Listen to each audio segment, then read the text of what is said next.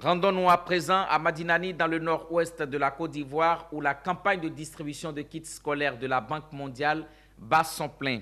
Une action qui s'inscrit dans le cadre du projet PAGDS, projet d'amélioration de la gouvernance pour la délivrance des services de base aux citoyens. Les détails avec Touré Labasse. En termes techniques, l'indicateur associé à cette activité est le pourcentage des élèves des classes de CP1 et de CP2 qui, chaque année, reçoivent en début d'année scolaire des manuels de lecture et de mathématiques.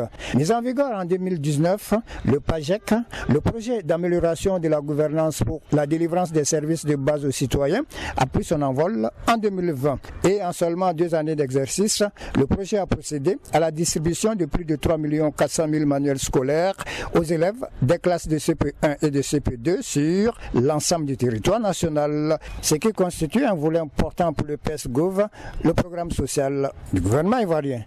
Ce projet bénéficie d'un financement de la Banque mondiale à hauteur de 100 millions de dollars, c'est-à-dire environ 50 millions de francs CFA. Le déplacement de Madinani a consisté à sensibiliser tous les acteurs du système éducatif, tout comme les parents d'élèves, à encourager le donateur à faire plus, à savoir le groupe Banque mondiale. À cet effet donc, le représentant de Madame le coordonnateur du PAGEC, à savoir Madeleine Yao, s'est appesanti sur 3 axes majeurs, non sans oublier de signifier que ces manuels en aucun cas ne devraient se retrouver sur les étagères des marchés. Premièrement, il s'agit d'indiquer et d'insister sur le fait que les élèves doivent disposer à plein temps de ces manuels distribués, c'est-à-dire pendant les cours en classe et à la maison. Au nom de l'État de Côte d'Ivoire, le préfet de Madinani a vivement remercié la Banque mondiale. Par la suite, il a promis de traquer les éventuels fraudeurs.